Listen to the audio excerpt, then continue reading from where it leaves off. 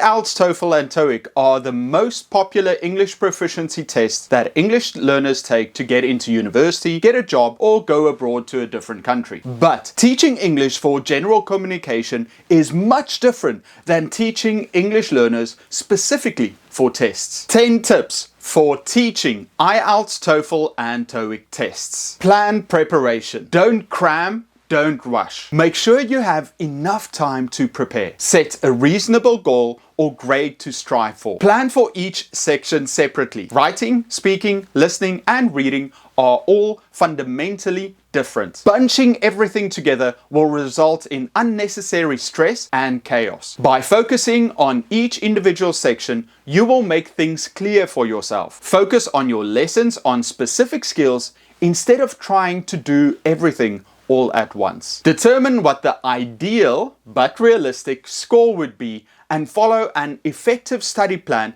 to achieve that. The right kind of study plan is important and will help you progress efficiently. Keep the following points in mind when drafting your study plan. Begin by planning how much time would be required to study each section. It might be that you need more time on some sections and less on others. If your speaking and listening skills are strong, then you need to focus more on reading and writing. It's important to practice tests to gauge your strengths and weaknesses. Now that you know how much time you need to prepare each section, develop a study schedule. Plan out which days you will focus on a particular section. Stick to the schedule and follow it consistently. Students study better when they know exactly what they will be doing on a given day. Also, keep it balanced by including time to cover other activities as well. Re-evaluate your study plan from time to time. It should be all about being more productive.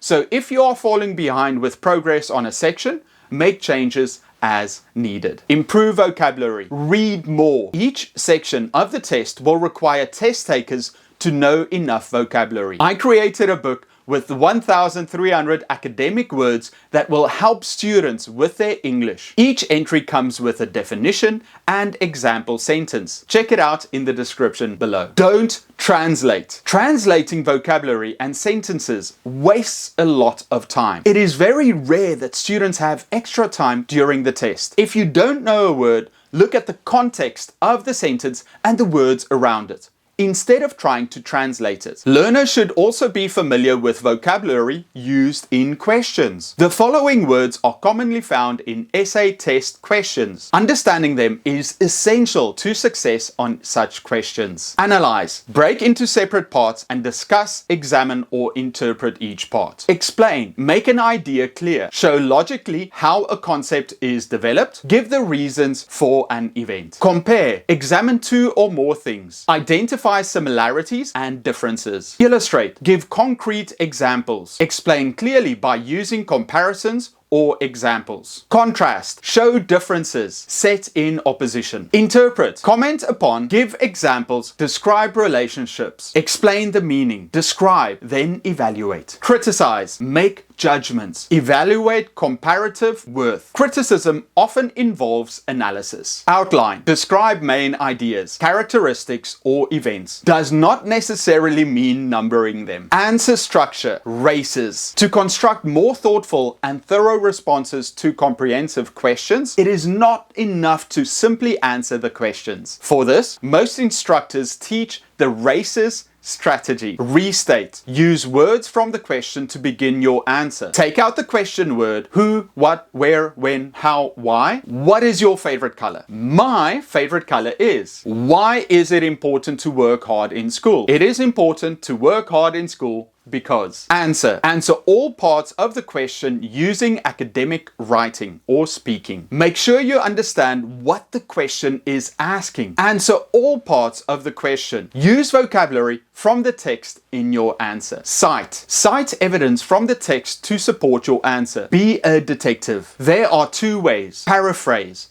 Write information from the text in your own words. No need for quotation marks. Direct quote. Use exact words from the text. Quotation marks are needed here. Sentence starters. According to the text in the video. For example, the author of the article states that. An example from the text is explain. Explain how your evidence proves your answer. Make a connection to yourself or something you have read or seen. Sentence starters. This evidence shows me. That shows that. This means I believe. Sum up. Always wrap your answers with one concluding sentence. Sentence enders include finally, therefore, to sum up, all in all, as you can see. Remember, this is for one test.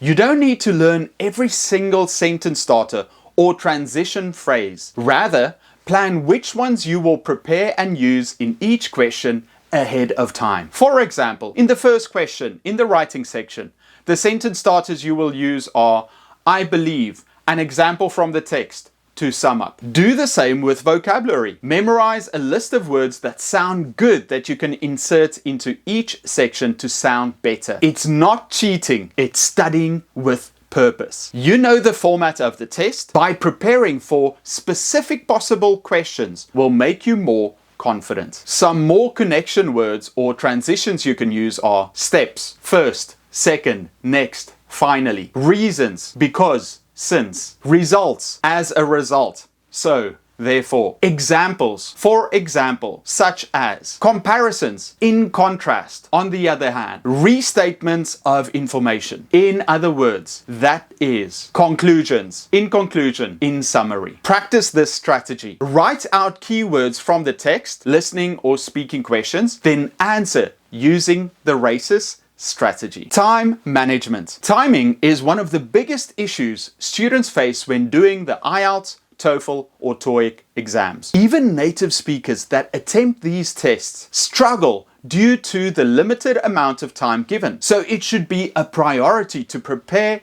for that challenge. The total test time for IELTS is 2 hours and 44 minutes. The listening is 30 minutes, speaking 14, reading 60, writing 60. The total test time for TOEFL is 3 hours, reading 72, listening 60, a 10-minute break, speaking 17, writing 50 minutes. The total test time for TOEIC is 3 hours. There are 2 TOEIC tests, listening 45 minutes, reading 75 minutes, and speaking 20 minutes, writing 60 minutes. During the exam, keep an eye on the clock or your watch. And if you've spent a minute on a question and still don't know the answer, guess and move on. You can return at the end. If you get stuck at a question, it doesn't just waste time, but also causes you to have a bit of a mental block and takes away from your focus. To combat that, you should practice tests often under exam conditions. That means you have to time yourself according to the test time. You will have to learn how to work efficiently with time in mind. Practice tests. The best way to prepare for IELTS, TOEFL or TOEIC is by doing practice tests. It might be a good idea to purchase a textbook specifically for the test that you can work through. One that has exercises, vocabulary, practice tests, and explains the answers. You don't necessarily have to work from front to back, rather work on sections you find most challenging. It is possible to have a book that is much easier than official test resources. So look for free samples on the internet to supplement the work you are doing. Also, make sure that the question types are up to date. Note taking. Become an expert note taker. Developing note taking skills is essential for solving tests. Here are some tips to improve your note taking. When practicing reading, underline the main ideas and take notes on a piece of paper. Get in the habit of taking notes when listening to English media on YouTube, ebooks, or podcasts or Netflix. Avoid writing full sentences as it takes unnecessary time. Just jot down relevant chunks of the information to get clarity on the main idea. Practice remembering important details as well as writing faster in English. If you get into the habit of taking notes and using those in your answers, it will give you valuable information and structure to work with. This can be used for all sections, even before speaking. Make notes to use as a cheat sheet to support your answers. Read more. Let's face it, reading practice test passages may be boring. Some people may be interested in the phases of the moon or the geopolitics of ancient Rome, but most tend to fall asleep after the first paragraph. Staying focused is an enormous part of scoring well on English tests. Even if you can read the words, but you don't know what they mean or how it connects to the rest of the passage, you won't be able to accurately answer the questions. Therefore, you have to increase your focus by getting in the habit of reading more. But you cannot read passages the same way you read a newspaper or novel. Read with certain goals in mind. Read actively. Passive reading is when you read a newspaper, then forget pretty much everything you read besides a vague main idea. You might remember that you read about a war in Syria, but you will not be able to recall important descriptive vocabulary, details in each paragraph, or specific quotes. Active reading will help you remember a lot more of what you read, and this skill is extremely important for all sections of the test. While most exams test your memory, IELTS, TOEFL, and TOE tests test your comprehension. They don't want to see if you remember the material, but if you can understand it. Your goal is to understand what you read. How do you do that? Before you start reading a passage, imagine that you are a teacher. You have to explain what you have read to a 6-year-old student. You have to understand the main idea and important vocabulary. Then reword it in a way that a child would understand. Practice doing that, if possible, with a partner. Each of you read a different passage, then explain it in a clear, understandable way. You should also try to remember specific information or quotes from the reading. If you practice this skill, you will massively improve the ability of understanding the material and applying it